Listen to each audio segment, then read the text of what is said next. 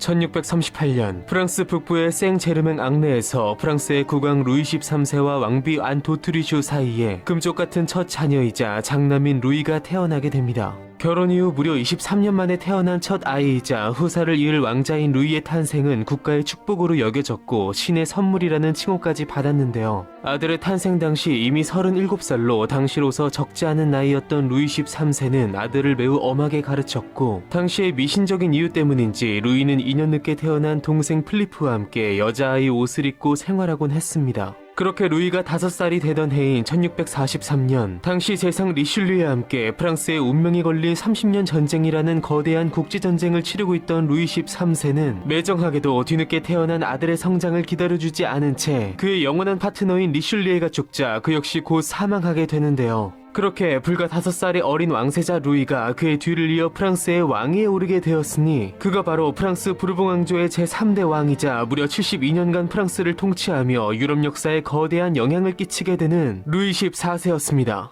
그러나 루이가 아직 한참 어린 나이였기에 예전 아버지 루이 13세의 섭정을 맡은 할머니 마리드 메디시스처럼 데뷔가 된 어머니 안 도트리슈가 섭정을 맡게 되었는데요. 사실 루이 13세는 합스부르크 출신의 안을 평생 멀리했고 임종 당시 그녀가 모국 스페인의 이익을 위한 통치를 할 것을 염려하여 그녀가 섭정을 하지 못하도록 유언을 남기기도 했습니다. 그러나 파리 고등법원은 왕의 유언의 타당성을 부정 및 파기했고 간신히 섭정을 맡은 안은 다행히도 죽은 남편의 우려를 불식시켰으니 자신의 통치 경험이 일천하고 정치력이 부족함을 잘 알았던 그녀는 앞서 리슐리의 사망 후 그의 재상직을 이어받은 쥘 마자랭을 신임하여 그에게 실질적인 통치를 맡기게 됩니다. 본래 이탈리아인이었던 쥘 마자랭은 외교적 능력을 인정받고 교황의 특사로 프랑스에 파견되었다가 그와 협상을 벌이던 리슐리의 호감을 사면서 교황 대사직을 거쳐 아예 프랑스로 귀화하여 리슐리의 신복이 되었고 그의 후임 추기경이 된 것은 물론 그의 사망 후 재상직까지 물려받게 된 것인데요. 아니꼽게도 외국인 출신으로 프랑스 최고 권력을 손에 쥔 데다 데뷔 도트리슈와의 연문설까지 있었던 마자랭이기에 훗날 알렉상드르 듀마가 쓴 삼총사의 후속작 20년 후에서 그는 리슐리에를 넘어서는 악당으로 묘사되기도 했는데요. 그러나 그러한 부분보다 스승 리슐리에의 뛰어난 정책 노선을 그대로 이어간 마자랭은 프랑스 최초의 공공도서관인 마자랭 도서관을 창설하는 등 프랑스의 문예부흥에 앞장섰던 한편 어린 왕을 곁에 둔 채 그가 죽는 1661년까지 20여 년간 프랑스를 통치하며 리슐리에가 기초하여 루이 14세 때 완성되는 프랑스 절대왕정의 중간다리 역할을 하게 됩니다. 마자랭은 국정을 총괄한 동시에 어린왕 루이 14세의 정치 수업을 지도하기도 했는데 루이가 비범하지 않음을 알아본 그는 이후 루이가 15살이 되던 때부터는 국무회의에 참석하게끔 하는 등 그가 자신의 뒤를 이어 안정적으로 통치를 이어갈 수 있도록 특별한 배려를 베풀었는데요. 그러나 루이가 10살이 되던 1648년 아직 어린 국왕은 그의 정서를 파괴시키고 그를 두려움에 떨게 할 거대한 재난을 맞이하게 됩니다. 재상 마자랭은 국정을 맡자마자 우선적으로 전임 지도부가 성공적으로 이끌어온 30년 전쟁을 유리한 조건으로 마무리 짓기 위해 총력을 기울였는데요. 이 와중에 30년 전쟁의 혼란을 틈타 이전 치세 때부터 추진되어 온 왕권 강화와 신권 약화의 흐름 속에서 외국인 왕비와 재상의 통치까지 겹치며 쌓여온 귀족들의 불만은 마침내 터지기 일보 직전 상황까지 이르게 됩니다.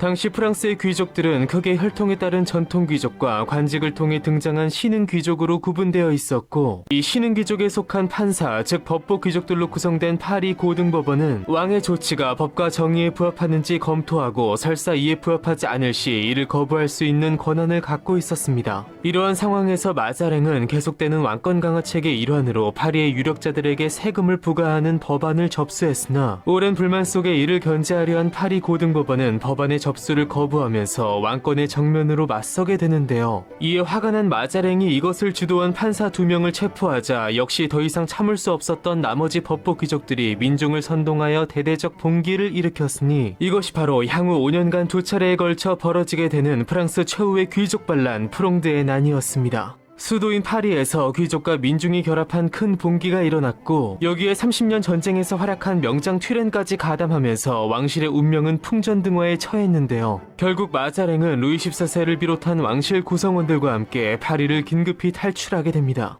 외국인 재상과 외국인 왕비에다 한참 어린 왕의 체제의 빈약함은 반란의 범위와 대담성을 더욱 확장시켰고, 프랑스 전역에는 이 섭정 정부에 대한 비판과 더불어 왕비와 마자랭의 불륜 관계를 폭로하는 팜플렛이 나도는 속에 피난 중의 왕실을가는 반란군 및 진압군 모두로부터 수차례 무시 유린당하는 치욕을 맛보았는데요. 이처럼 귀족들의 반란으로부터 발생한 갖은 시련들은 어린 왕 루이 14세에게 평생의 트라우마로 남았으니, 이것은 훗날 그가 펼치게 될 무소불위의 절대왕정 체제에 적지 않은 영향을 미치게 됩니다. 한편 이러한 상황에서 30년 전쟁의 또 다른 명장이자 유력자인 콩대공 루이 2세가 튜렌과 달리 프롱드파가 아닌 왕당파를 지원하면서 전세는 점차 왕실에게 유리해져 갔는데요. 급기야 콩대의 군대가 파리를 포위한 중에 튜렌은 네덜란드로 도주했고, 이 와중에도 여전히 재상으로서의 존재감을 뽐낸 마자랭은 유럽 국가들과 30년 전쟁을 종결짓는 베스트팔렌 조약을 체결했는데요. 나아가 반란군과의 협상에도 임한 그는 반란에 대한 사면과 파리 고등법원의 권한을 인정하는 조건으로 평화협정을 체결했으니, 반란이 일어난 지 약 반년 만에 루이 14세를 비롯한 왕실 일가와 마자랭은 파리로 무사히 귀환하게 됩니다.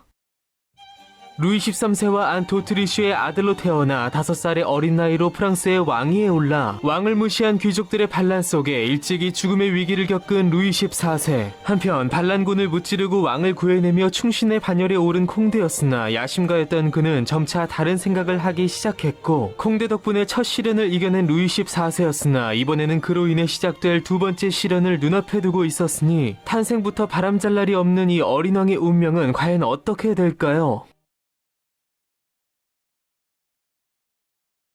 마자랭의 협상력과 대콩대공 루이 2세의 군사적 활약 덕분에 제1차 프롱대의 난은 종식되었지만, 반란이 끝나기 무섭게 프랑스 정계는 새로운 갈등 국면으로 접어들었는데요. 앞선 반란을 진압한 공로로 왕실의 구세주를 자처한 콩대가 반란의 원인을 제공한 마자랭의 재상직 퇴진을 요구하는 등 매우 오만한 태도를 보인 것이 그 원인이었습니다. 이러한 갈등이 점차 절정으로 향하는 상황에서 콩대로부터 자신의 입지에 큰 위협을 느낀 마자랭은 마찬가지로 콩대의 태도를 못마땅해 한 도트리슈 대비의 협력 속에 콩대와 그의 측근인 동생과 메보를 체포하여 투옥시키게 되는데요. 이에 크게 반발하여 즉각 방한 모색에 들어간 콩대의 자녀 세력들은 외부로 스페인과 협상해 프랑스에 대한 압박을 유도하는 한편, 마자랭에게 불만을 품은 귀족들의 협력을 이끌어내어 콩대가 감옥에 갇힌 지 13개월 만에 결국 또다시 반란을 일으켰으니, 이것이 바로 신흥 귀족이 주도한 1차 때와 다른 상급 귀족의 반란 제2차 프롱드의 난이었습니다. 예상을 뛰어넘는 반란의 규모에 놀란 마자랭은 임시 방편으로 콩대와 그의 동생 메보를 석방시켰으나 반발을 잠재우지 못하자 결국 또다시 왕실과 함께 파리를 떠나야 했는데요. 그렇게 콩대 일파는 파리를 장악한 듯 했으나, 지난 1차 반란을 주도했던 파리 고등법원 측과 연대를 도모했다가 서로 이해관계가 맞지 않으면서 불화를 빚었고, 남서부 보르도로 밀려난 뒤 그곳에서 다시 민중봉기를 일으키면서 다시 파리 재입성에 성공하게 되는데요. 그러나 이 과정에서 그들이 오랜 적국인 스페인과 연대를 추진하자 외세를 끌어들이려는 것에 분노한 파리 시민들이 반란군에 대한 또 다른 봉기를 일으켰고, 콩대 일파는 결국 또다시 파리에서 쫓겨나 스페인으로 망명하게 됩니다.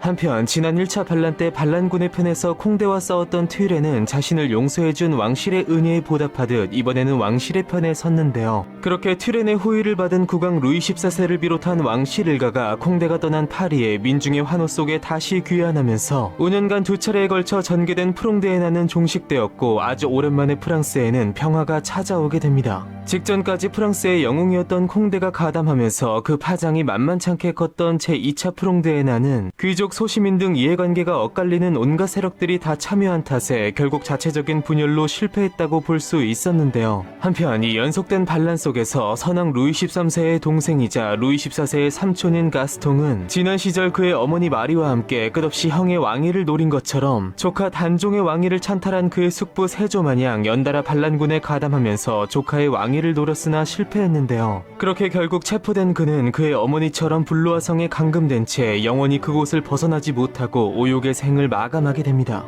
한편 이 전란 중에도 어느덧 16살의 성년이 된 루이 14세는 랭스 대성당에서 정식으로 축성식을 치렀는데요. 그러나 같은 나이에 전횡을 일삼는 섭정 세력들을 몰아내고 스스로의 힘으로 권력을 차지한 아버지 루이 13세와 달리 그의 경우 충성스럽고 뛰어난 명재상 마자랭이 존재한 탓에 여전히 그에게 국정의 대부분을 일임할 수밖에 없었습니다. 한편 얼마 전까지 프랑스의 영웅이었다가 어느새 골칫거리로 전락한 콩데는 끝까지 미련을 버리지 못하고 또 다른 복수를 꾀하며 그가 망명한 스페인을 부추겨 조국 프랑스와의 전쟁을 이끌어내는데요. 그렇게 위그노 전쟁 30년 전쟁에서 끝없이 싸워온 두 나라는 프롱드의 난을 거쳐 결국 두 나라만의 프랑스 스페인 전쟁이라는 그 최후의 막을 올리게 됩니다. 이 전쟁은 또다시 스페인 측의 콩데와 프랑스 측의 튀렌의 대결로 나타났는데 두 명 모두 프랑스를 대표하는 명장인 만큼 전쟁은 결국 일진일퇴를 거듭할 수밖에 없었는데요. 한편 이 당시 9년간의 영국 내전을 거치며 크로멜의 의회파로부터 왕당파가 밀려나면서 잉글랜드의 왕 찰스 1세가 처형당하는 속에 왕비 앙리에타 마리를 비롯한 잉글랜드 왕실일가는 그의 친정으로 조카 루이 14세가 다스리는 프랑스로 망명해 왔으나 이들에 대한 프랑스 왕실의 대접은 소홀한 편이었는데요. 이러한 상황에서 찰스 1세와 앙리에타의 차남 요크공 제임스는 크로멜로부터 조국 잉글랜드를 탈환할 날을 꿈꾸며 19살의 프랑스군에 입대하여 명장 튀렌의 마카에서 뛰어난 활약을 펼치게 됩니다. 그러나 전쟁 해결에 실마리가 보이지 않는 상황에서 재상 마자랭은 궁여지책으로 올리버 크로멜의 잉글랜드와 동맹을 맺어 그들의 지원을 이끌어냈는데요. 이전까지 튀렌 휘하에서 싸워온 요크공 제임스는 아버지 찰스 1세의 원수인 크로멜과 한편에 설 수 없었던 만큼 형 찰스의 권유로 스페인군에 재입대하여 이제 크로멜의 영국군의 지원을 받는 프랑스군을 대적하게 되는데요. 한편 수적 우세로 유리한 고지를 점한 프랑스는 결국 1658년 덴케르크 근처에서 벌어진 뒷 전투에서 튀렌의 뛰어난 용병술하 스페인의 결정적인 승리를 거두었고 강화 협상 끝에 1659년 피레네 조약이 체결되면서 긴 전쟁은 사실상 스페인의 패배로 막을 내리게 됩니다. 피레네 조약의 결과 프랑스는 그들을 따르며 스페인에게 반란을 일으킨 카탈루냐를 반환한 한편 스페인으로부터 전쟁 승리의 분수령이 된 덴케르크 지역을 포함 스페인령 플랑드르의 일부 지역을 할양받았는데요. 이곳에서는 이후 약 300년 뒤 다시 한번 프랑스를 구하며 무려 제2차 세계대전의 운명을 결정지은 세계 전사상 최대 규모의 해상 탈출 작전이 벌어지게 됩니다.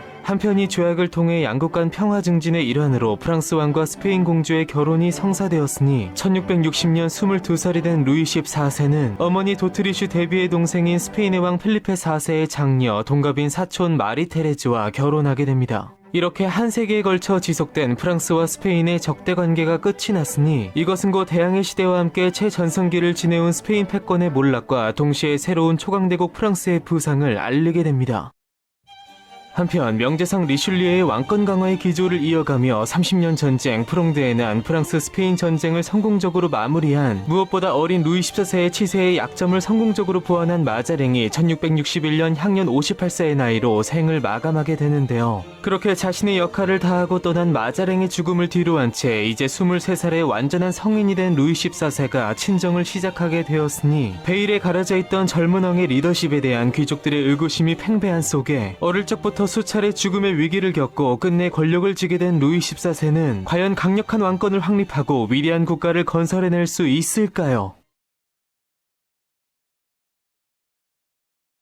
1661년 마자랭의 죽음과 함께 루이 14세의 친정이 시작되었으나 어린 나이에 즉위한 그가 즉위 후 무려 18년의 세월이 지났음에도 그저 음악과 사냥, 발레 등 유흥을 즐기는 풋내기 젊은이로 여겨진 만큼 그보다 더 큰 세간의 관심은 리슐리의 마자랭을 잇는 후임 재상이 누가 될 것인지에 대한 부분이었는데요. 그러나 자신에게 기회가 온 즉시 본색을 드러낸 루이 14세는 그들의 기대와 관심에 찬물을 끼얹듯 과감히 재상제를 폐지하고 국왕인 자신이 직접 국정 전반을 관장하겠다는 파격적인 선언을 하게 됩니다. 리슐리와 마자랑에 대한 끝없는 견제에서 보듯 아무리 유능하더라도 왕 못지않은 절대 권력을 지닌 재상에 대해서는 많은 반발이 있을 수밖에 없었는데요. 무엇보다 프롱드의 난 등 수차례 반란 및 왕을 무시한 귀족들의 권력 다툼 및 무능을 보면서 민중들 역시 강자들의 난립이 아닌 절대 권력자인 왕을 중심으로 한 강력한 정부를 원하게 되었고 그러한 분란의 직접적 피해자였던 루이 14세 역시 자신과 일치하는 민의를 즉각 실천한 것이라 할 수 있었는데요. 그렇게 앙리 4세와 루이 13세 그리고 슐리, 리슐리의 마자랭이 일구어놓은 가장 강력하고 부유한 나라를 물려받은 루이 14세는 자신을 대신하는 재상은 없더라도 마자랭이 남기고 간 우수한 인재들을 바탕으로 내각을 구성하여 그들의 보좌를 받으며 직접 정무를 챙기게 됩니다. 그동안 프랑스는 리슐리에와 마자랭 치하에서 수많은 전쟁을 치른 만큼 국고가 바닥나 있었고, 이에 대해 국왕은 평생 상당한 재산을 축적한 마자랭의 예를 보듯 나라의 재정이 어려운 데에는 귀족들의 부정축제에 문제가 있음을 짚으며 이를 방지할 수 있는 이른바 정의법정을 설치하여 부정한 방법으로 재산을 착복한 인사들에 대한 대대적 속청을 시작하게 되는데요. 그러나 이것이 꼭 이름 그대로 정의로운 차원에서 이루어졌다고 보기는 어려웠고, 사실 자신을 위협하는 기존의 귀족들을 경계했던 루이 14세가 그들의 위치를 새로 등용된 충성심이 강하고 자신에게 복종하는 부르주아 출신의 인재들로 교체하려 한 것이었는데요. 이것은 곧 부패 척결을 위시한 파벌 다툼 혹은 세력 교체의 성격이 강했다고 볼 수 있었습니다. 여기에 대한 대표적인 희생자로 마자랭의 총애를 받았던 재무장관 니콜라 푸케는 횡령 혐의로 체포 및 재판에 회부되어 3년의 재판 끝에 결국 종신형과 재산 몰수를 선고받았고, 그의 부정을 폭로한 한 인물은 단번에 그를 대신해 신임 재무장관에 임명되게 되는데요. 이 신임 재무장관은 향후 20여 년간 루이 14세의 곁을 지키며 리슐리에와 마자랭 같은 절대 권력자와는 다른 앙리 4세 때의 슐리 같은 충실한 보좌관으로서의 역할을 하게 되니 그의 이름은 바로 장 바티스트 콜베르였습니다. 랭스의 한 부유한 상인 집안에서 태어난 콜베르는 인척이자 장관직에 있던 미셸르 틀레이르의 도움으로 관직에 진출했고, 마자랭의 추기경 대리직을 거쳐 루이 14세의 눈에 들게 된 것인데요. 그렇게 콜베르를 비롯해서 많은 새로운 인재들을 등용하여 과감한 세력 교체를 이루어낸 루이 14세는 선대의 노력을 이어가 절대왕정을 완성해내기 위해 행정, 사법, 조세, 군사에 대한 대대적인 개혁을 시작하게 됩니다. 루이 14세의 친정 초기 10여 년은 그야말로 콜베르의 시대라고 할 수 있었는데요. 재무장관을 맡은 콜베르는 과감한 세제 개혁을 실시했으니 부당하게 세금 납부를 면제받던 귀족 및 성직자 계급에 대한 대대적인 조사를 실시하였고, 공정한 조세를 표방하고 민업자에 대한 과도한 처벌 등은 폐지했는데요. 최고의 징세 기술은 거의가 비명을 적게 지르게 하면서 거의터를 가장 많이 뽑는 것과 같다라는 유명한 말을 남기기도 했던 그는 세금 증수로 인한 일반 국민의 고통을 줄이면서도 세금 납부가 가능한 계층에 대한 철저한 조사 및 징수를 강조했고, 이 덕분에 실제로 세입이 대폭 상승하게 됩니다. 무엇보다 콜베르는 그의 절대왕정의 상징과도 같은 중상주의 정책을 실시하여 프랑스의 국부를 증대시켰으니, 이것은 곧 화폐의 가치를 담당하는 금, 은의 보유량을 늘리기 위해 자국의 상산을 증가시키고 국내 산업 부흥을 일으켜 그를 통해 수입을 억제하고 수출을 증가시키고자 한 것인데요. 실제로 그는 국내 산업 부흥의 일환으로 프랑스 동인도 회사를 통해 식민지를 이용한 다양한 원료 수입을 추진하는 한편, 왕립 제작소 창설을 통한 공업 육성 및 유리와 테피스트리 등 고급품들을 만드는 작업장을 설립했는데요. 콜베르는 또한 집요하게 열심히 일하면서도 검소한 생활을 함으로써 존경받았는데, 그가 출판시킨 여러 상이한 산업들에 관한 14개의 법전은 훗날 프랑스의 황제 나폴레옹의 가장 위대한 업적이자 근대 헌법의 근간을 닦는 나폴레옹 법전에도 영향을 주게 됩니다. 한편 프랑스령 캐나다 식민지에도 크게 신경을 썼던 콜베르는 프랑스인들의 식민지 이민을 장려하는 한편, 흑인 식민지 노예들의 삶과 죽음, 구매, 종교, 처우 등을 규율하는 코드누아, 즉 흑인법 제정에 기여하기도 했는데요. 이 때문에 오늘날 그가 흑인 혐오를 선동한 인물로 취급되면서 파리 국회의사당 앞에 위치한 그의 석상이 인종차별 반대 시위대에 의해 붉은색 페인트로 훼손되는 일이 벌어지기도 했습니다. 그러나 이처럼 루이 14세 초기 프랑스의 부흥을 이끈 콜베르는 1683년 64세로 생을 마감했고, 그가 회생시켜놓은 프랑스의 경제는 이후 루이 14세 홀로 감당하게 된 상황에서 대규모 공사와 끝없는 전쟁 등으로 인한 과도한 지출과 낭트칙령 폐지로 인한 상공업자 반출 등 잘못된 정책의 연속으로 인해 서서히 내리막길을 걷게 됩니다. 한편 루이 14세는 중앙내각을 확대시키는 한편 지방 곳곳에 관리를 파견하여 귀족들을 감시했고, 지방 귀족들을 파리 궁전에 초대하여 사치와 향락에 젖어 머물게 하여 지방과의 연결고리를 약하게 만들었는데요. 무엇보다 루이에게 악몽인 프롱드의 난의 직접적 원인이 되었던 파리 고등법원의 징령심사권을 박탈하여 사실상의 정치적 권한을 없애고 왕권에 간섭하지 못하도록 초강수를 두었는데요. 이전까지 마자랭이 품 안에 있는 허수아비 군주에 불과했던 루이 14세는 이처럼 스스로의 굳은 의지와 콜베르 등 뛰어난 인재들의 활약 속에 이제 중앙, 지방, 사법, 산업 등 국가의 모든 영역을 손에 쥔 진정한 군주, 나아가 절대적인 존재로 점차 탈바꿈하게 됩니다. 그러나 아직 가장 중요한 군제개혁이 이루어지지 않았고, 루이 14세는 자신의 권력을 지킬 상비군 양성은 물론 유럽 전역을 지배하겠다는 정복전쟁의 야욕을 품고 있었는데요. 30년 전쟁 이후 안정을 찾아가는 유럽의 세력 구도를 다시 무너뜨리고 의미 없는 수많은 희생만을 발생시킬 이 정복전쟁은 과연 어떻게 펼쳐질 것이며, 이것이 불러올 파장은 과연 어떤 것들일까요? 루이 14세의 즉위 당시 프랑스군은 30년 전쟁에서의 성과를 통해 유럽 최강의 군대로 평가받고 있었는데요. 그러나 군의 구성원 대부분이 사실상 각 지방에서 징병된 민병대였던 데다 각 군의 지휘관들은 당연 귀족들이었고 국왕이 직접 지휘할 수 있는 병력은 절대적으로 부족했던 만큼 이것은 왕의 절대 권력 구축에 큰 위협이 됩니다. 무엇보다 실제 전쟁에서도 귀족들이 각각 자신의 군대를 이끌고 참전했던 만큼 통일된 지휘 계통이나 안정된 전투력을 구현하기 힘들다는 문제점을 안고 있었는데요. 이에 루이 14세는 육군 장관 미셸 르틀레이르의 도움을 받아 대대적인 군제 개혁에 들어갔으니 먼저 평민이라도 능력만 있으면 군내 최고 계급까지 오르게 할 수 있는 등 장교를 혈통보다는 능력 위주로 선발했고 병사들의 생활 개선을 위한 병영시설을 대대적으로 세웠으며 부상자 치료를 위한 간호시설의 성격으로 오늘날에는 팡테온과 더불어 프랑스의 위인들에 대한 현충원의 역할을 하는 앵발리드를 세워 사기를 진작시키게 됩니다. 무엇보다 각 지방군을 중앙군 소속으로 편성시키면서 루이 13세 당시 10만에 못 미쳤던 프랑스의 상비군은 루이 14세 때 60만을 돌파하며 압도적인 유럽 최대의 군세로 거듭났고 그렇게 기존 귀족연합군의 성격에서 벗어나 국왕을 중심으로 하나의 통일된 조직체계를 갖춘 프랑스군은 군대 숫자와 보급력, 무기 훈련 등에 있어 가장 근대화된 군대로 재탄생하게 됩니다.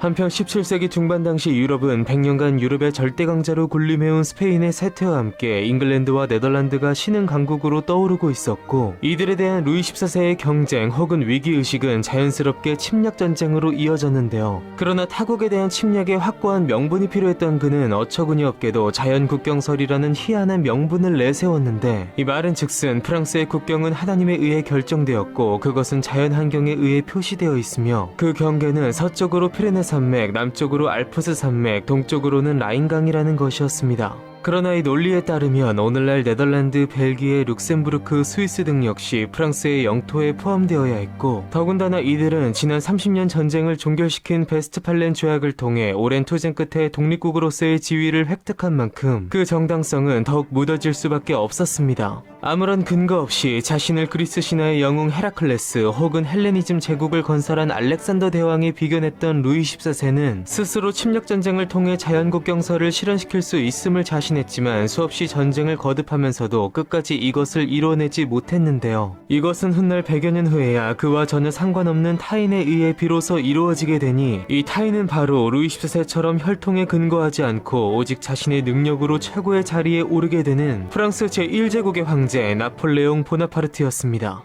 한편 실제로 프랑스의 영토를 살펴보면 바다와 산맥 등으로 보호받는 다른 국경선에 비해 거대한 평야인 동북부 지역은 방어에 취약할 수밖에 없었는데요. 이것은 실제로 훗날 보불전쟁과 제2차 세계대전에서 통일 독일 제국이 프랑스를 손쉽게 점령하는 데 결정적 배경이 되기도 했습니다. 그러나 또다시 어처구니 없게도 루이 14세는 그의 치세에서 벌어진 수많은 전쟁, 프랑스 네덜란드 전쟁, 아우크스부르크 동맹전쟁, 스페인 왕위계승 전쟁, 상속전쟁, 재결합전쟁 등을 치르는 속에 라인강을 넘어서는 침략까지 감행하면서 결국 자신이 내세운 명분마저 허물어버리게 됩니다. 루이 14세가 첫 번째 대결 상대로 꼽은 국가는 바로 스페인으로부터 독립한 이후 유럽의 상업 및 금융의 중심지로 떠오른 네덜란드였는데요. 그는 먼저 프랑스 등지에서 오랜 망명기를 끝내고 영국으로 돌아가 끝내 왕정복고를 이루어낸 그의 사촌 찰스 2세와 1670년 도범이락을 체결하여 연합전선을 구축했고 여기에 스웨덴까지 끌어들여 네덜란드의 무역 독점 타파를 명분으로 제3차 영란전쟁 및 프랑스 네덜란드 전쟁을 벌이게 되는데요. 그러나 네덜란드가 프랑스를 견제하려는 신성 로마 제국 및 스페인과 동맹을 맺고 국가의 존망을 걸고 맞선 탓에 끝내 정복하지 못했으나 일부 영토를 빼앗았고 무엇보다 상대적으로 약소국인 네덜란드를 열강의 대열에서 이탈시키는 결정적 계기를 마련하게 됩니다. 당시 네덜란드 공화국의 총독은 갓 20대 초반의 빌럼 3세였는데 그는 이후로도 타 국가들과 연합하여 반불 동맹 구축에 선봉에 서면서 루이 14세가 벌이는 대부분의 전쟁에서 그의 야심을 저해하는 그의 가장 골치 아픈 사실상의 라이벌로 활약하게 됩니다. 한편 어느 정도 소기의 성과가 있다 하더라도 프랑스의 국력과 치른 희생을 감안하면 턱없이 모자른 성과였고 무엇보다 이후로도 프랑스가 수많은 전쟁을 벌였지만 확실히 승리하지도 그렇다고 크게 패하지도 않았는데 가장 강대한 군사력과 풍부한 자원을 가지고도 원하는 것을 이뤄내지 못한 루이 14세는 끝까지 자신의 능력의 한계를 인정하려 하지 않았는데요. 장기적으로는 프랑스의 백해무익한 전쟁들일 뿐이었으나 압도적인 국력을 자신한 루이 14세는 이것이 오히려 그로 하여금 새로운 전쟁 의지를 북돋는 결과를 초래시켰으니 프랑스가 차츰 자신들의 영토를 잠식해 들어오는 것을 두고 볼 수 없었던 유럽의 열강들은 대프랑스 동맹을 결성하였고 결국 유럽은 피할 수 없는 기나긴 전쟁의 열기에 휩싸이게 됩니다.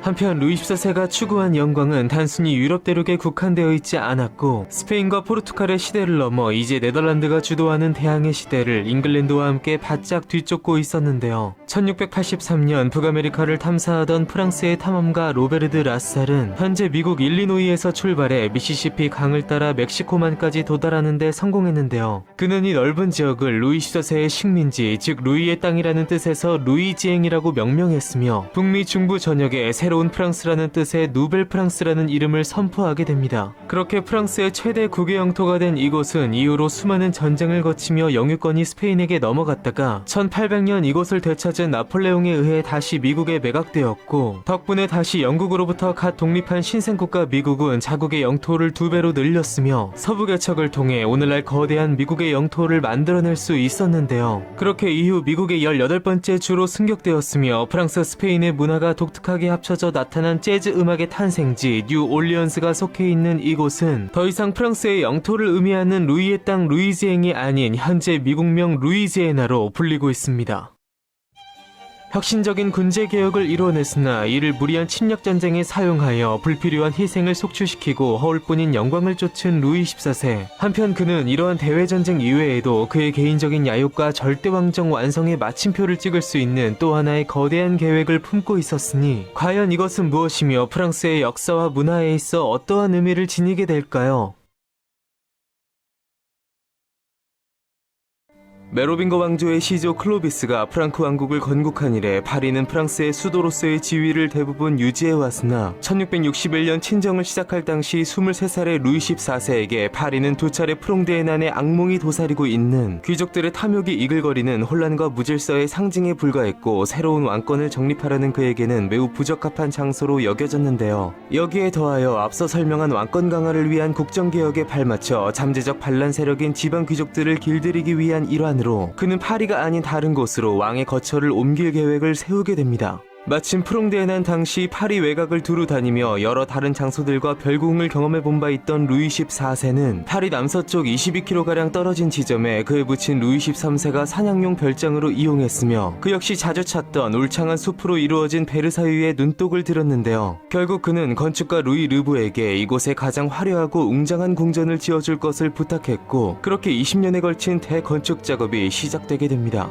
1670년 르보가 사망한 뒤에는 줄 망사르가 새로운 수석 건축가로 임명되어 전임자의 개축 계획을 받들어 공사를 이어갔는데요. 공사 자체는 이후 루이 15세를 넘어 루이 16세의 치세에서도 계속 이어졌으나 어느 정도 모양이 갖추어지자 루이 14세는 왕실의 거처와 정부 부처를 모두 베르사유로 옮겨왔으니 이곳이 바로 인류가 자랑하는 세계문화유산으로서 100여 년간 프랑스의 절대왕정과 절대 권력을 상징하게 되는 베르사유 궁전이었습니다. 완전한 모습은 아니지만 어느 정도 윤곽을 드러낸 베르사유 궁전은 크게 궁전과 정원 이렇게 두 부분으로 구성되어 있었고 궁전과 주변 부속 건물은 무려 1만 명 이상을 수용할 수 있으며 한 달을 머물러도 다 돌아보지 못할 만큼 어마어마한 규모를 자랑했는데요. 1685년부터는 왕족뿐만 아니라 지방의 귀족들이 하나둘 베르사유에 모여들었고 이들은 매일같이 벌어지는 궁전의 화려한 일상에 정신을 못 차렸는데요. 이러한 모습은 사실 앞서 말한 대로 루이 14세의 왕권 강화책의 일환이었으니 국왕은 지방 귀족들을 자신의 곁에 두며 사치스런 생활을 즐기게 하여 그들의 힘을 서서히 약화시키므로 왕권을 위협하는 잠재적 반란 세력인 그들을 자신이 주도하는 중앙정치에 서서히 종속시키려 한 것이었습니다. 베르사유 궁전 내 모든 활동은 전부 국왕 루이 14세를 중심으로 이루어졌는데 다만 그 거대한 궁전 곳곳에 자신의 존재감이 전부 미칠 수는 없었던 만큼 그는 세세하고 엄격한 각종 궁정 예절과 의례들을 만들어 베르사유에 거주하는 모든 인사들에게 지키도록 명령했는데요.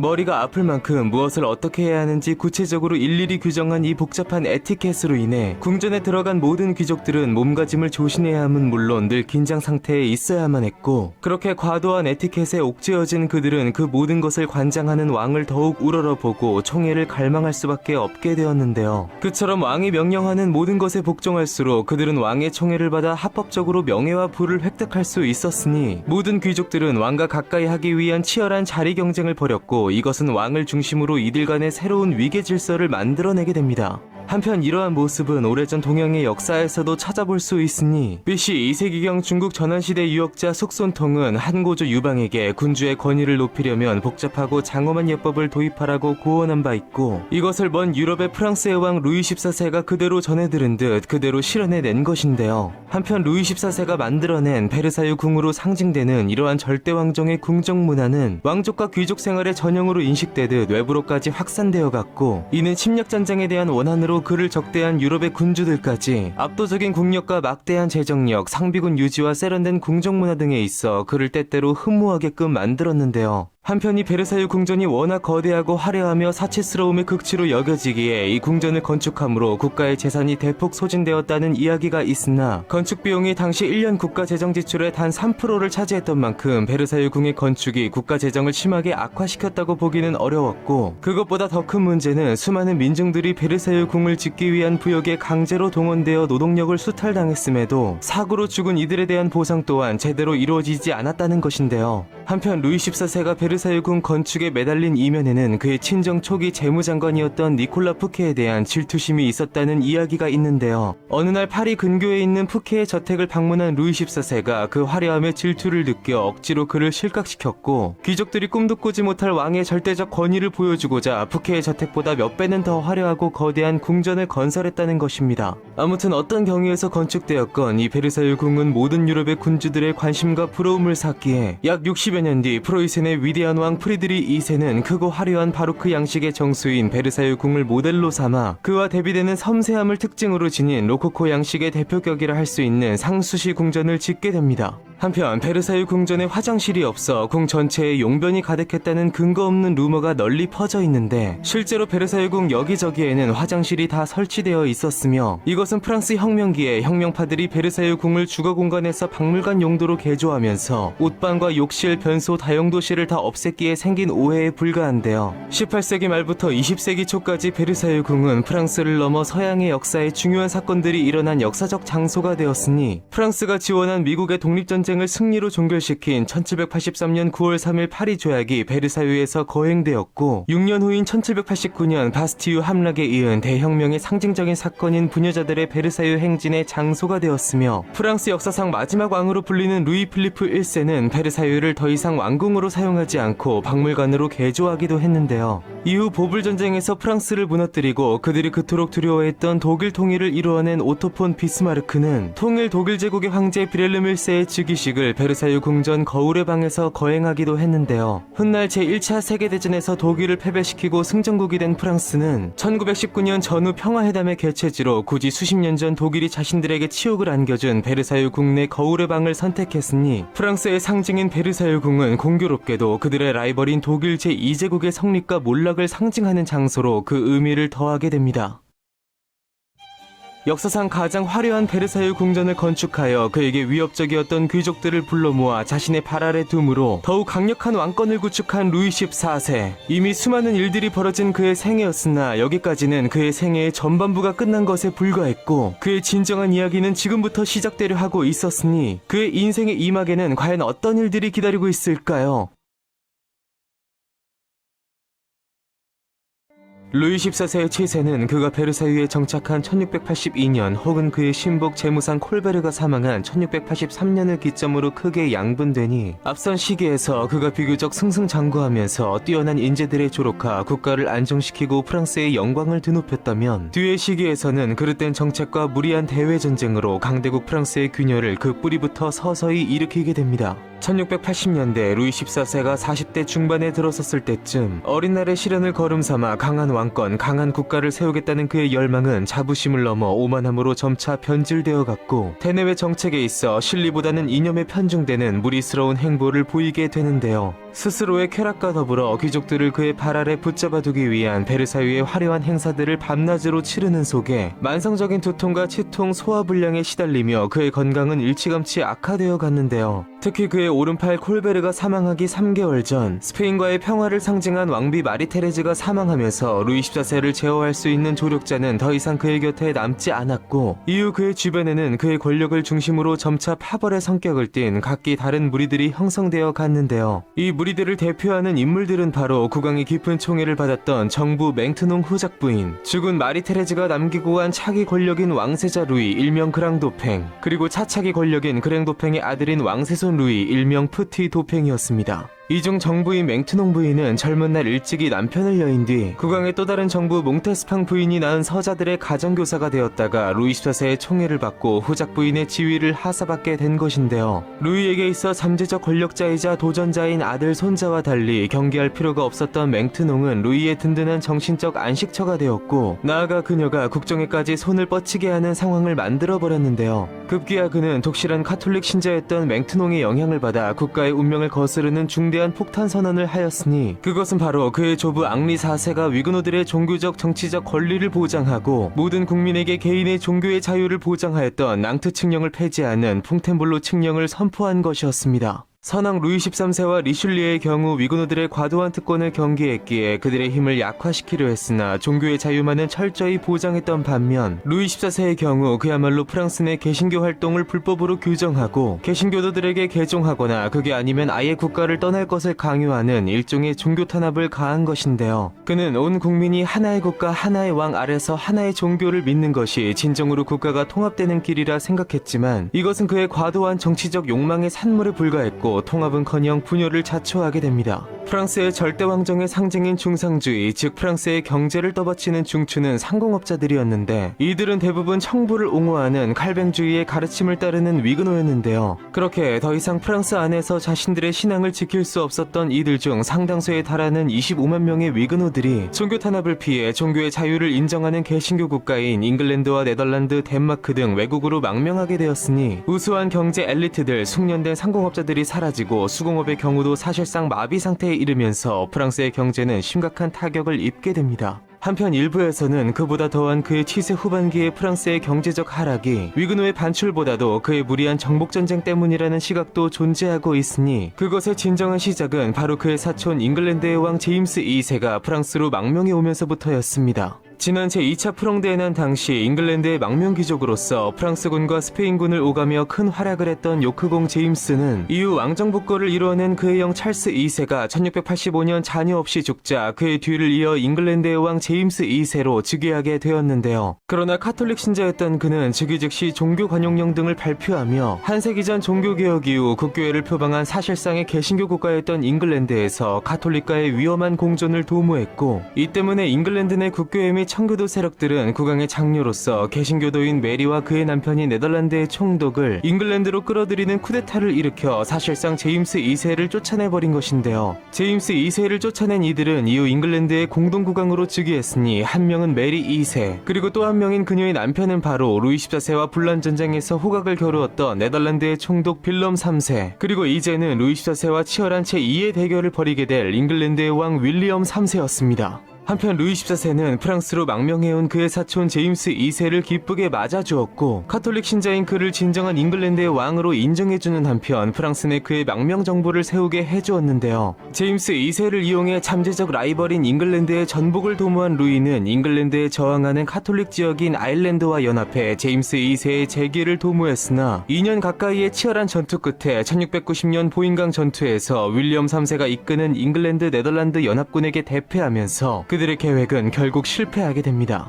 분을 이기지 못한 루이 14세는 이후 눈을 돌려 신성 로마 제국이 오스만 제국과의 전쟁 중인 틈을 타 독일 팔츠 지방에 대한 계승권을 주장하며 전쟁을 개시했고, 여기에 그의 천적인 윌리엄 3세는 루이의 야망을 저지하기 위해 신성 로마 제국, 잉글랜드, 네덜란드, 스페인, 포르투갈, 스웨덴, 사보이 공국이 참여하는 대동맹을 결성하여 프랑스에 대항했는데요. 그렇게 이후 무려 9년간 진행된 이 전쟁은 9년 전쟁, 팔츠 계승 전쟁, 혹은 아우크스부르크 동맹 전쟁 등 다양한 이름으로 불리게 됩니다. 최강대국인 프랑스는 대동맹군과 기꺼이 자웅을 겨루었으나 유럽의 모든 국가를 적으로 돌린 이 무리한 전쟁은 과도한 군사비 지출을 불러오면서 프랑스 경제에 치명상을 입혔는데요. 그렇게 결국 궁지에 몰린 프랑스의 요청으로 1697년 라이스베이크 강화 조약이 체결되었으니 윌리엄 3세를 잉글랜드의 왕으로 공식적으로 인정한 루이 14세는 더 이상 제임스 2세를 지원하지 않을 것을 약속하게 됩니다. 이로써 잉글랜드와 프랑스의 분쟁이 일단락되는 듯 했으나 떠오르는 영국과 추락하는 프랑스의 대결은 이제 사실 시작된 것에 불과했는데요. 두 국가는 향후 주변국들과 연계하며 유럽의 국경 분쟁과 왕위 계승, 그 외 북아메리카와 동남아시아, 아프리카 등 해외 식민지 쟁탈, 미국 독립전쟁과 프랑스 대혁명, 나폴레옹 전쟁 등을 배경으로 긴 전쟁을 벌이게 되니 잔다르크의 활약으로 종식된 지난 중세의 100년 전쟁을 넘어서는 이 세 개의 대결은 19세기 영국의 역사학자 존 실리에 의해 제2차 100년 전쟁으로 명명되게 됩니다. 다시 시작된 이 세 개의 대결은 포기할 수 없는 루이 14세의 야망과 그에 맞서 절대로 물러서지 않는 윌리엄 3세의 집념이 격돌한 것이었고, 낭트 칙령 폐지와 무리한 정복전쟁으로 프랑스를 쇠락의 길로 이끌던 루이 14세는 나아가 그 정점을 찍을 거대한 사건을 눈앞에 두고 있었으니 그것은 과연 무엇이며 전적으로 한 인간의 야망에 달린 프랑스의 운명은 과연 어떻게 될까요? 스페인의 왕 카를로스 2세가 후사 없이 병으로 위중해지자 국내에는 그를 계승할 혈육이 없었던 만큼 국외의 모계로 스페인 합스부르크가의 피를 이어받은 인물들이 대두되었으니 그들은 대표적으로 오스트리아 합스부르크가의 카를 대공, 바이에른 비텔스바흐가의 요제프 페르디난트, 그리고 루이 14세의 둘째 손자인 부르본가의 앙주공작 필리프였습니다. 그러나 앙주공 필리프 혹은 카를 대공이 스페인의 왕위를 계승할 경우 그들의 본국이자 강대국인 프랑스와 오스트리아의 힘이 두 배로 비대해지는 것이고, 이것은 유럽의 세력 균형을 무너뜨릴 위험이 있었는데요. 그리하여 결국 유럽 국가들은 그나마 세력이 미미한 카를로스 2세의 조카 손자 요제프를 적합한 후계자로 상정했지만 그가 7살의 어린 나이에 천연두로 급사하면서 후보는 결국 두 강대국의 인물들로 압축되고 말았습니다. 한편 당사국인 스페인에서는 프랑스를 지지하는 여론이 다수를 이루고 있었기에 이러한 여론 속에 카를로스 2세가 결국 앙주공 필리프에게 왕위를 물려줄 것을 예언하고 죽음에 따라 엄청난 반발이 예상되는 속에 유럽은 거대한 전쟁의 조짐에 휩싸이게 됩니다.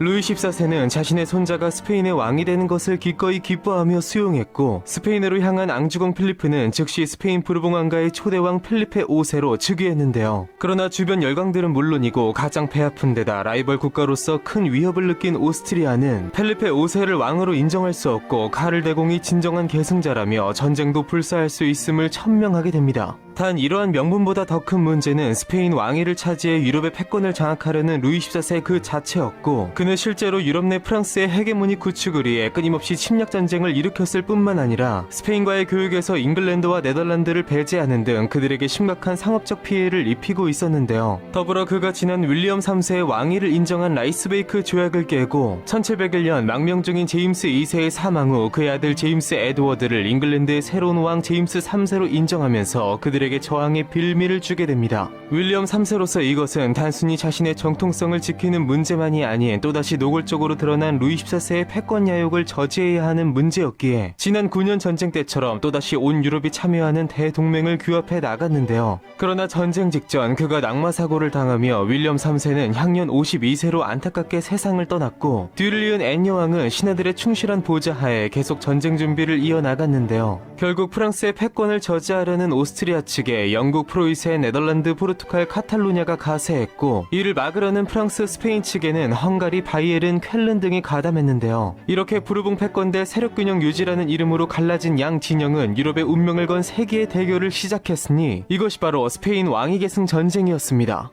해전에 강한 영국의 경우 대륙에서의 전쟁 못지않게 강한 함대를 통해 프랑스의 무역과 식민지를 위협하며 압박을 가했고, 대륙에서도 영국, 오스트리아, 프로이센, 네덜란드 등 열강들이 참여한 대동맹군의 공세가 거셌으니 프랑스는 명장 클로드 루이 액토르드 빌라르의 활약 덕분에 가까스로 위기를 모면하게 됩니다. 프롱드의 난에 가담했다가 몰락한 귀족 집안 출신으로 루이 14세의 군제개혁 속에서 성장한 빌라르는 국내 위그노반란 진압은 물론 스페인 계승전쟁 당시 프리들링겐 헤우슈테트 전투에서 활약하여 승리를 이끌어내면서 명성을 떨쳤는데요. 그러나 바이에른 전선에서 동맹군의 선제후 막시밀리안 엠마누엘과 의견 차이를 보이며 잡음을 일으킨 탓에 전시 중에 가장 중요한 장소가 해임되어 본국으로 돌아오는 사상 초유의 사태가 벌어지게 됩니다. 한편 그 틈을 놓치지 않은 대동맹군은 영국의 명장 말버러 공작 존 처칠의 활약 속에 블레넘 전투에서 프랑스를 상대로 대승을 거두게 되는데요. 그렇게 이후로도 존 처칠을 앞세운 동맹군의 공세에 프랑스군은 라미에, 오우데나르데, 릴에서 연달아 패배했고, 이에 위기감을 느낀 루이 14세는 결국 빌라르를 다시 불러들이게 됩니다. 그렇게 다시 돌아온 빌라르의 프랑스군은 말플라케 전투에서 아군의 2배 이상의 큰 피해를 동맹군에게 안기며 그들의 공격을 성공적으로 막아냈고, 이 과정에서 가장 큰 피해를 입은 영국은 전쟁에서 발을 뺄 지경까지 이르게 됩니다. 그러나 프랑스군의 빌라르가 있듯 동맹군에는 사부하공 외잔과 말버러공 존 처칠 등의 명장들이 있었기에 한쪽이 절대 우세하지 않은 상태로 양군이 뛰어난 전략 전술로 맞붙으면서 서로 이기고 패하는 상황이 끝없이 반복되었는데요. 그렇게 전쟁이 어느덧 13년의 장기전으로 흘러가면서 양군은 아무런 이득도 없이 그저 지쳐만 가게 됩니다. 이러한 상황에서 1711년 이 상황을 정리할 수 있는 중요한 계기가 찾아왔으니, 전쟁 당시 신성 로마 제국의 황제였던 레오폴트 1세가 사망하고 그의 장남 요제프 1세가 뒤를 이었으나 그 역시 즉위 6년 만에 사망함에 따라 스페인 왕위 계승 후보였던 카를 대공이 자국 오스트리아에서 카를 6세로 황제직을 계승하게 된 것인데요. 주변국들의 입장에서 만약 한 사람이 오스트리아와 스페인 두 강대국을 홀로 지배하게 된다면 그것이 더 큰 문제였기에 전쟁의 명분이 사라짐에 따라 영국, 네덜란드 등 국가들이 전부 동맹을 이탈하여 본국으로 철수하면서 이 치열한 전쟁은 허무하게 그러나 모두가 끝내기를 원하는 상황에서 그 장엄한 막을 내리게 됩니다. 그렇게 1713년 이 전쟁을 종결시킨 네덜란드 위트레흐트 조약에 의거 동맹군은 펠리페 5세의 스페인 왕위 계승을 인정했으나 대신 그의 후손 혹은 프랑스의 왕이 양국의 왕을 겸하는 것은 금지되었으니 두 나라의 완전한 병합을 꿈꾸었던 루이 14세의 목적은 보기 좋게 좌절되게 됩니다. 그러나 비록 예전에 비해 몰락했다 하더라도 같은 부르봉 혈통을 공유하게 된 스페인이 사실상 프랑스의 이중대가 된 만큼 두 나라가 향후 국제관계 속에서 연합전선을 구축할 가능성이 커졌기에 프랑스 역시도 소기의 목적을 달성했다고 할 수 있었는데요. 한편 루이 14세는 전쟁 초기 빌레르의 해임으로 프랑스가 궁지에 몰렸을 때 국왕으로서 직접 백성들에게 도움을 호소하는 대자보를 썼는데, 왕이 친히 쓴 이 글에 감동한 백성들의 참여로 많은 돈과 지원병이 모인 덕분에 프랑스는 말플라케 전투에서 승리함으로 간신히 위기를 모면할 수 있었는데요. 그러나 국가를 지켜낸 이 경험으로 스스로의 힘을 깨달은 시민들은 훗날 프랑스 대혁명에서 왕실을 상대로 그 엄청난 힘을 마음껏 펼쳐 보이게 되니 어쩌면 루이 14세는 자신들의 직계 후손들에게 겨누어질 가장 날카로운 칼을 그 스스로 제조해낸 것인지도 모르는 일이었습니다.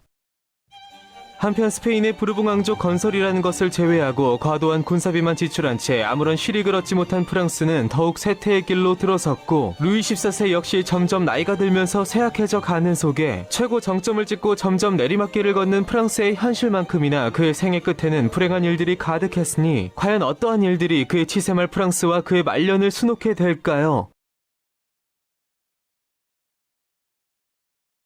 왕성한 성생활로 수많은 정부를 둔 루이 14세였으나 어머니와 소원했던 그의 아버지를 닮은 듯 정략 결혼한 동갑내기 왕비 마레테레즈와의 관계는 다소 소원한 편이었는데요. 벨라스케스의 그림 시녀들의 주인공 마르가리타 공주의 언니로서 스페인 공주 출신의 마리테레즈는 온화한 성품을 지녔으나 합스부르크가의 근친혼의 후유증 탓인지 다소 우둔했다고 전해지는데요. 이런 영향 때문인지 한 번은 그녀가 굶주린 백성에게 브리오시라도 주자고 말했던 것이 빵이 없으면 케이크를 먹으면 되지라는 말로 왜곡되었는데요. 이것은 훗날 대혁명 당시 오스트리아 출신의 안이꼬운 왕비 마리 앙투아네트를 폄하하는 세력들에 의해 이미 왜곡된 마리 테레즈의 말이 또다시 마리 앙투아네트의 말인 양 악의적으로 더 씌워 퍼뜨려지는 등 악용되기도 했습니다. 한편 루이 14세는 정략 결혼한 왕비에게 애정이 없는 것과 별개로 그녀의 국무로서의 최소한의 권위를 세워주었고, 수십 년 전 그녀가 일찍이 세상을 떠났을 때에는 진심으로 슬퍼하기도 했는데요. 한편 절대 권력을 지닌 왕답게 평생 왕성한 성생활을 탐닉했던 그는 무수히 많은 정부와 사생아들을 두었고 친자녀 못지않게 사생아들에게도 매우 자상했으며 그들이 자란 뒤에는 재산과 직위도 아낌없이 나누어 주었는데요. 한편 루이 14세는 친동생 오를레안공 필리프 1세의 아내이자 사촌인 헨리어타와도 연문을 뿌렸고 또 그녀의 시녀인 루이즈 드 라발리에르를 정부로 삼기도 했는데요. 이후 라발리에르에게 실증이 난 뒤에는 퐁탕주 부인을 비롯해서 신하의 아내인 몽테스팡 후작 부인과 바람을 펴 무려 6명의 아이를 낳기도 했습니다. 이후 몽테스팡으로부터 마음이 떠난 뒤에는 그녀의 아이들의 가정교사였던 맹트농 부인과 깊은 관계를 가졌고 왕비의 사망 후에는 그녀와 비밀 결혼식을 올리기도 했는데요. 사실 귀천상훈에 따라 공식적인 왕비가 될 수 없었던 맹트농은 왕의 총애 속에 맹위를 떨치며 퐁텐볼로 칙령 시행에도 영향을 끼치는 등 세자와 세손인 그랑도펜과 푸티도펜과 더불어 국왕을 중심으로 한 3개의 파벌 중 한 축을 담당하기도 했습니다.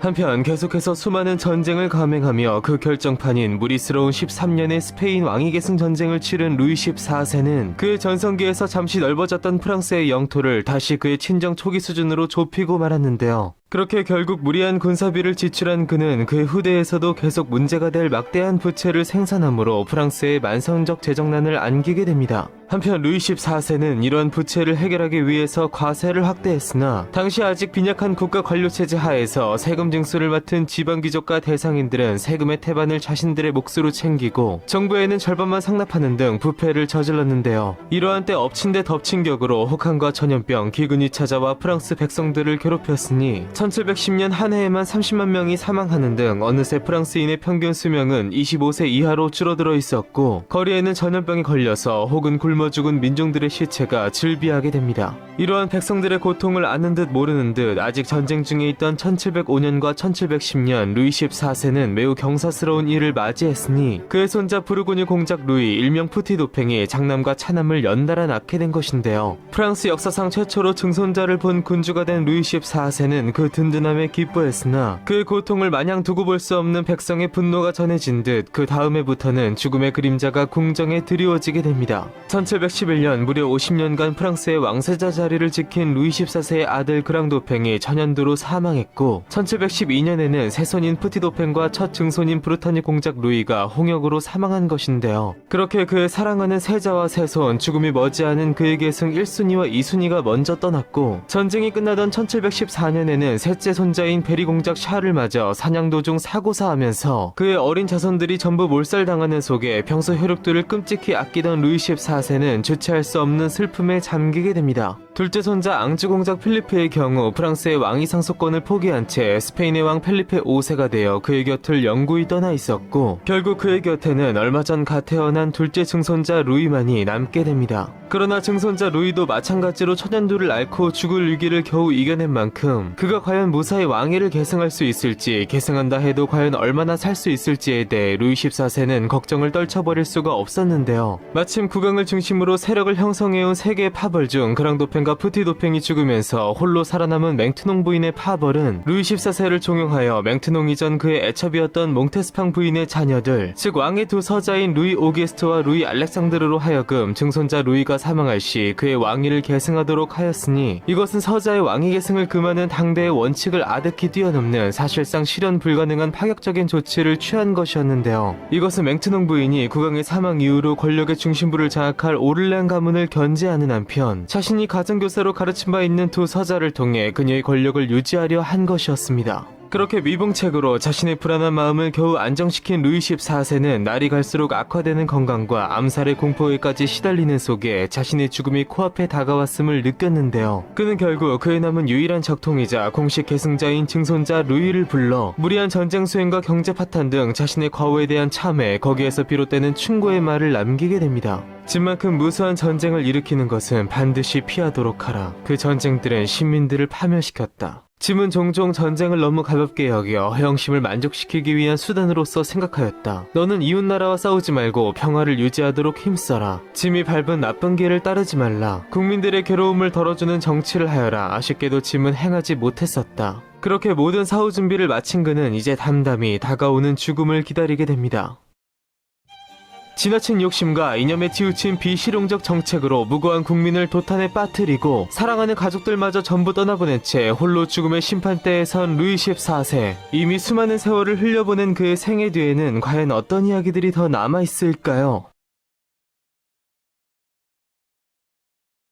당시로서는 상당한 80의 고령에 다다른 루이 14세는 육체적 정신적 피로가 모두 쌓인 상태에서 급속도로 악화되었고 당대의 모든 의사들이 달려들어 그의 상태를 호전시켜보려 했으나 이미 한계에 다다른 이상 거꾸로 악화시킬 뿐이었는데요. 이미 앞서 후계자인 증손자 루이를 불러 자신의 과오에 대한 참회와 충고의 말을 전한 그는 짐은 이제 죽는다 그러나 국가는 영원하리라는 말을 남긴 채 결국 1715년 9월 향년 77세의 나이로 숨을 거두게 됩니다. 한편 그의 죽음 소식을 들은 프랑스 국민들이 조금도 슬퍼하는 기색 없이 오히려 오랫동안 기다려온 해방을 주신 하나님께 감사하며 크게 기뻐했다고 전해지고 있으니 이것은 70여 년 뒤에 벌어질 프랑스 대혁명의 싹이 바로 그의 때부터 움트고 있었다는 것을 알게 하는데요. 그렇게 루이 14세의 시신이 생드니 대성당에 매장되는 속에 그가 72년 전 왕위에 올랐을 때의 나이와 똑같은 5살의 증손자 루이가 새로운 프랑스의 왕위에 올랐으니 그가 바로 프랑스 부르봉왕조의 제4대 왕 루이 15세였습니다.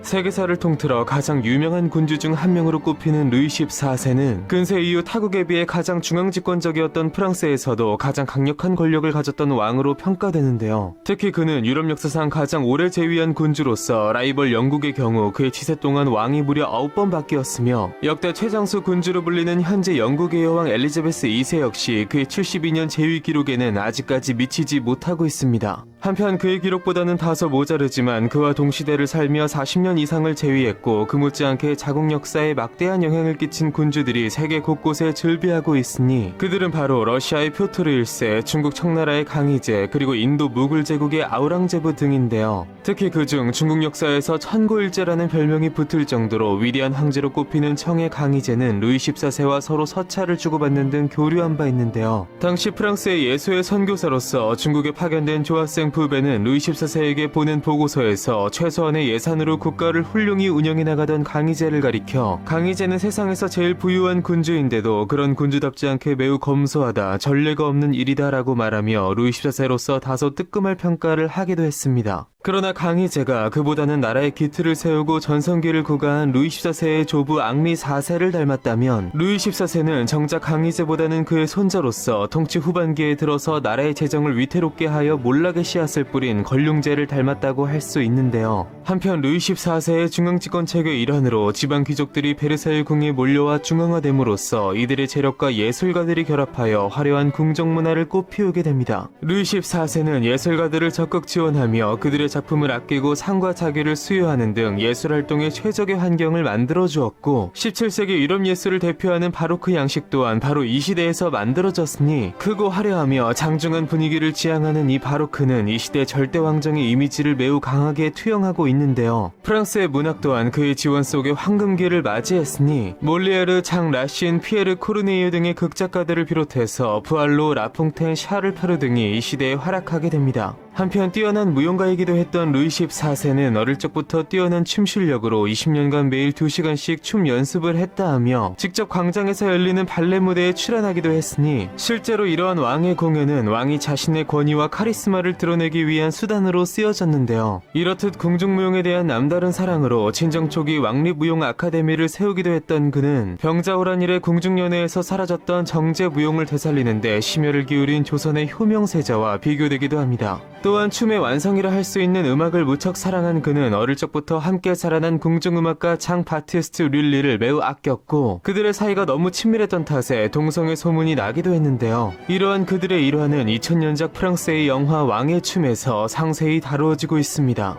루이 14세는 릴리가 작곡한 발레에 맞춰 춤을 추는 경우가 잦았는데 당시 젊은 루이가 태양신 아폴로의 의상을 입고 무대에 서면 무대를 보는 귀족들이 그를 향해 태양왕 만세라고 환호했고 여기에서 그의 권위적 이미지에 딱 어울리는 태양왕이라는 별명이 유래된 것인데요. 한편 그 치세 당시 이탈리아 피네롤로 감옥에서 1698년 프랑스의 바스티유 감옥으로 이송된 의문의 재소자가 있었으니 그는 가면을 벗거나 타인과 대화하는 것이 금지되어 있었지만 여러 좋은 식사를 제공받는 등 죄수치고 나름 괜찮은 대우를 받은 것으로 전해지는데요. 워낙 의문투성이의 흥미로운 인물이었기에 훗날 볼테르는 그에 대해서 루이 14세의 쌍둥이 형제 혹은 친아버지라는 여러 음모론을 제기하기도 했는데요. 그리고 19세기 프랑스의 문호 알렉상드르 뒤마는 이 흥미로운 가설을 바탕으로 삼총사의 후속작에 해당하는 그 유명한 찰가면을 집필하게 됩니다. 한편 무리한 국가 운영으로 경제를 파탄낸 루이 14세였으나 사명감과 책임감만큼은 대단했기에 각종 질병에 시달리면서도 진시황마냥 고령으로 죽을 때까지 성실히 직무에 임했는데요. 그러나 잘못된 방향을 향한 그의 성실함이 독이 된 것인지 선대 앙리 4세 루이 13세를 거치며 국민적 통합과 경제 발전으로 다져진 프랑스의 국가적 역량은 그의 때에서 대부분 소진되어 버리고 말았습니다.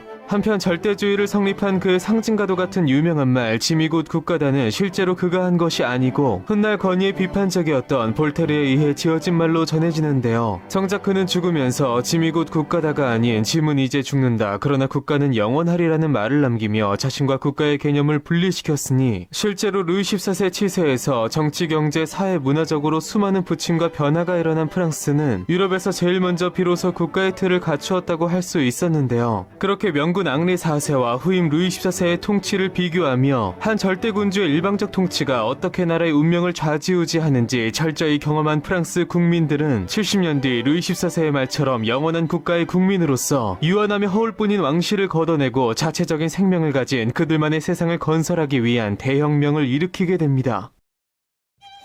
루이 13세의 늦둥이로 태어나 5살의 어린 나이로 프랑스의 왕위에 올라 수차례의 반란으로 죽음의 위기를 겪고 20살이 넘어 마침내 친정을 시작했으며 72년간 프랑스를 통치하며 굳건한 절대왕정을 이룩한 한편 무리한 정복전쟁과 종교탄압으로 국가의 몰락을 초래하는 등 프랑스의 마지막 불꽃을 태운 태양왕의 이야기는 바로 여기에서 끝을 맺으며 이제 그의 증손자 루이 15세 이야기가 시작됩니다.